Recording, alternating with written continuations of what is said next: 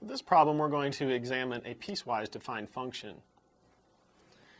Here we need to consider the function g of x equals 2x plus 1 for x less than negative 1, and x minus 4 for x greater than or equal to negative 1.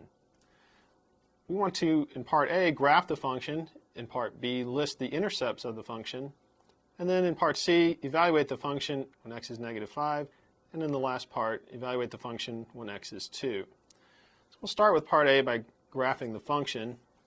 We'll make a little grid. 1, 2, 3, 4, 5, 1, 2, 3, 4, 5, 1, 2, 3, 4, 5, 1, 2, 3, 4, 5. And we need to graph this function in pieces, so we'll start with the first piece.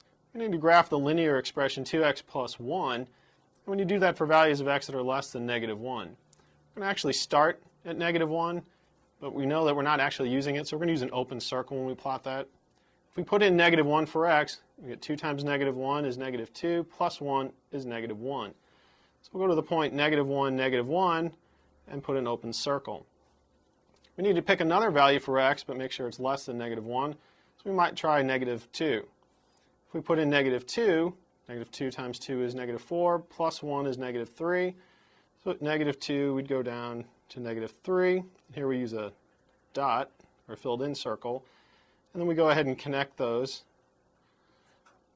And that's the graph of 2x plus 1 for x less than negative 1.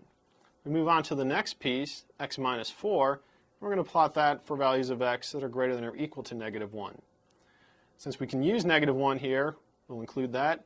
Negative 1 minus 4 is negative 5. So at negative 1, we go down 1, 2, 3, 4, 5.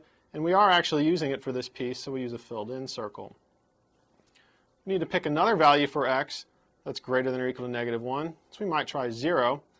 0 minus 4 is negative 4. So when x is 0, go 1, 2, 3, 4. And we connect our dots. And there's our graph. Move on to part B. Part B says to list the intercepts of the graph. If we look at our graph in our two pieces, we see that this piece never hits the x-axis or the y-axis, so we'll get no intercepts from this piece.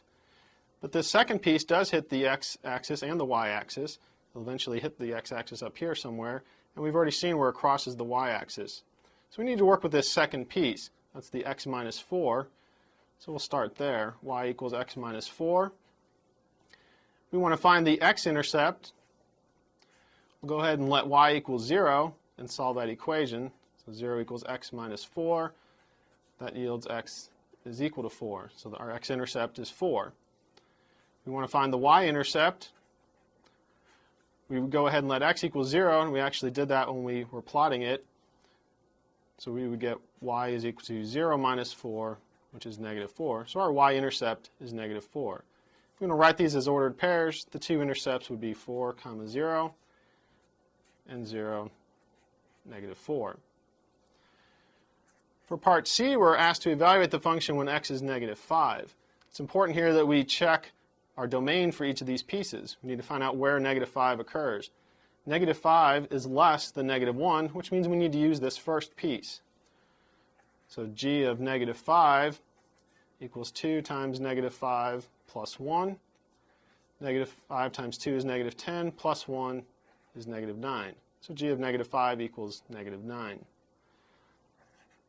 Part D, we want to find g of 2. So again, we come up to our domains and find out where x is equal to 2.